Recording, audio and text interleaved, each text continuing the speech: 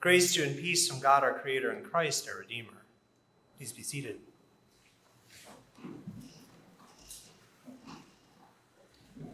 Moses had climbed up a holy mountain with his flock when a wondrous and miraculous sight caught his eye. There before him, a bush was on fire.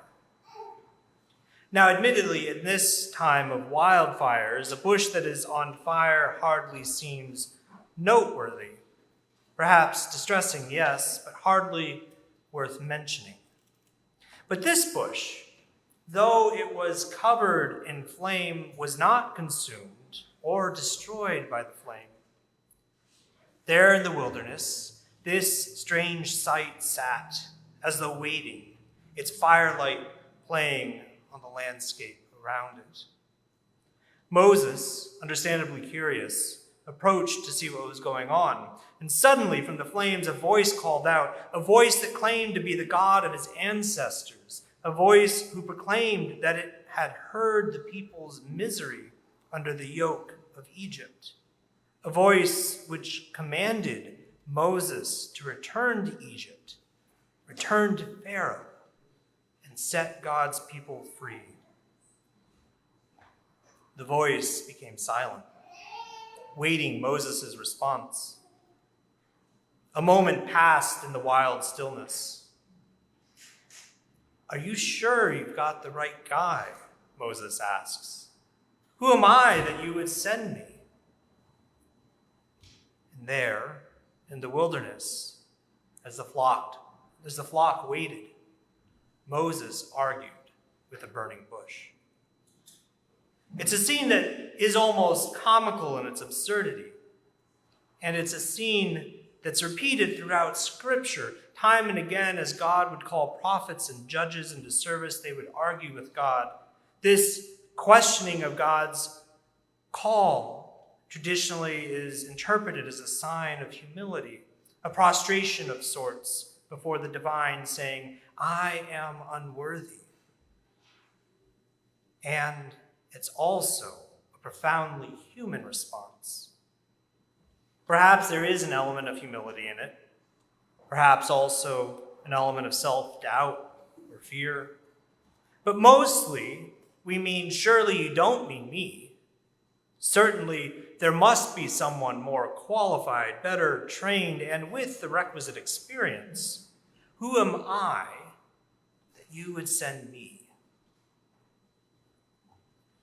When I was in seminary, we all had to do a unit of clinical pastoral education, most commonly in a hospital setting. And the semester before most of us were set to experience this pastoral education, we were enrolled in a class titled Intro to Pastoral Care. The anxiety in the classroom was high.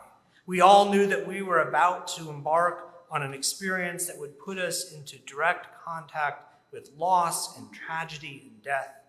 We knew that we were going to be interacting daily with people in one form of crisis or another, and we felt grossly unprepared.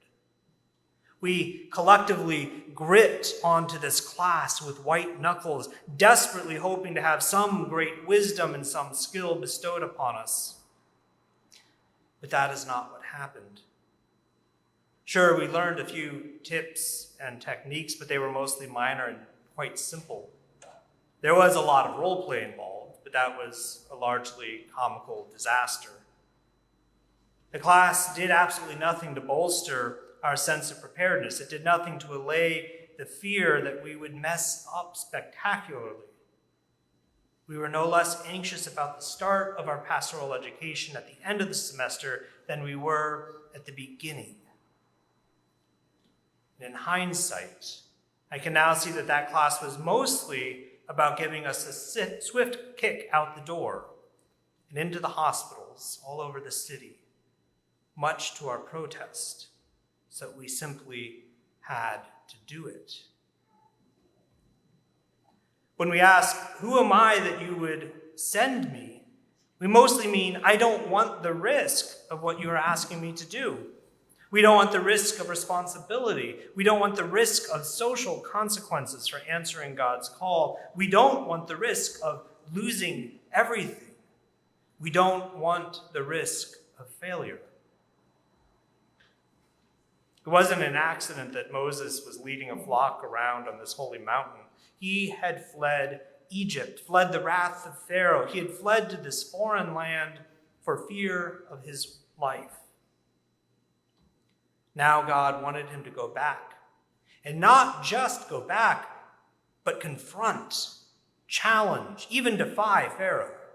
It was hugely risky. Even if Pharaoh's anger against Moses had passed and did not have him arrested or killed on sight, Pharaoh rarely responded well to people making demands of him.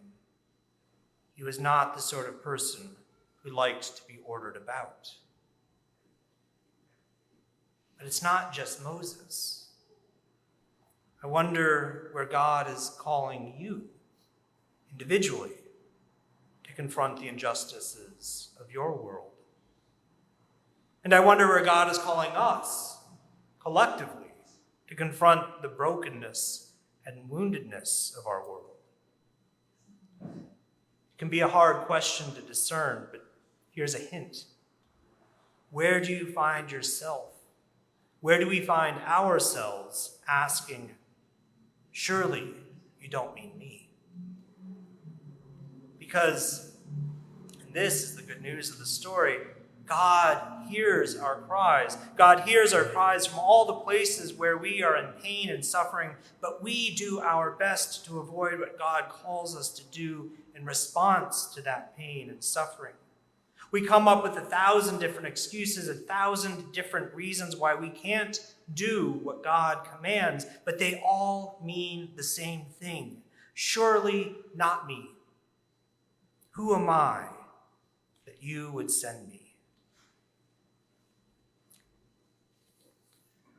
In my experience, in our rush to find solutions to the many problems we face, whether as a congregation or a city or the world, we spend a lot of effort chasing after answers that don't actually help because they are the answers to the wrong question.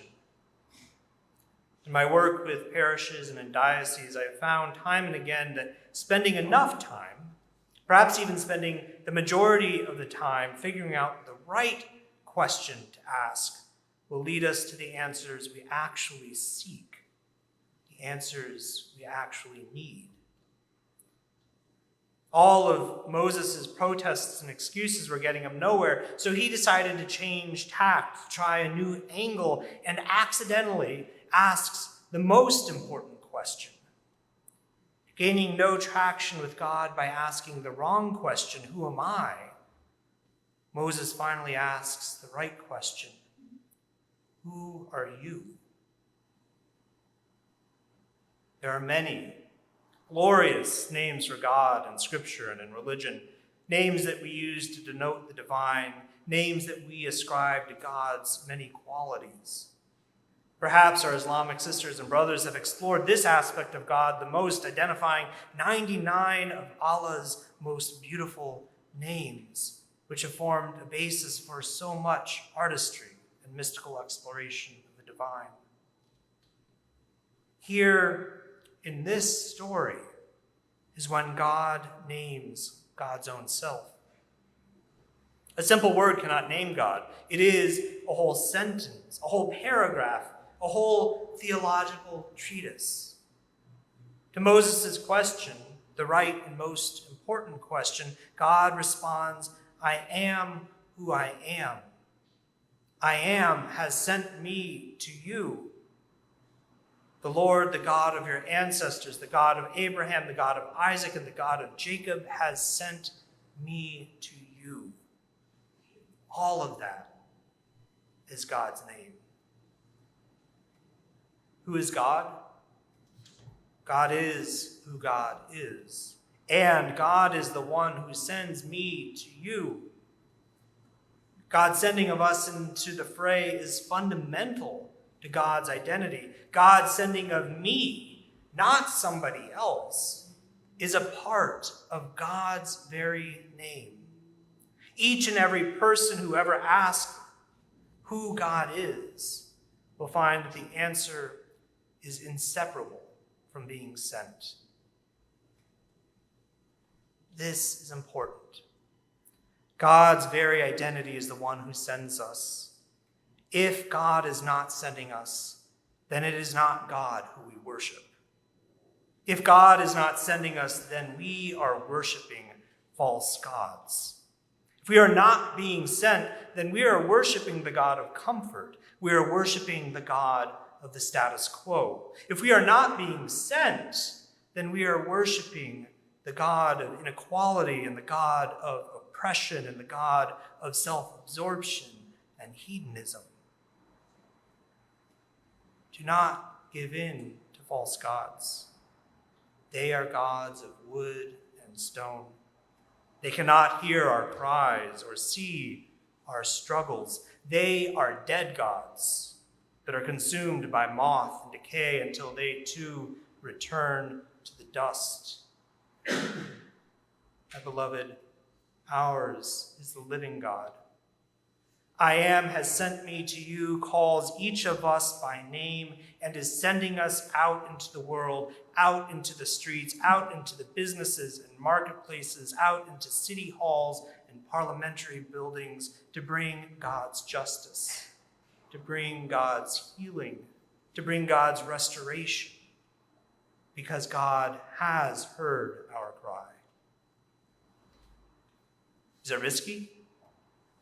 Is it dangerous? Is it terrifying? Yes. And just as God promises to Moses, so also God promises to us, I am with you. God is with us. And we will stand before pharaohs and emperors. We will stand before politicians and cabinet members, before police boards and planning and zoning commissions alike. And we too will help give birth to the new creation.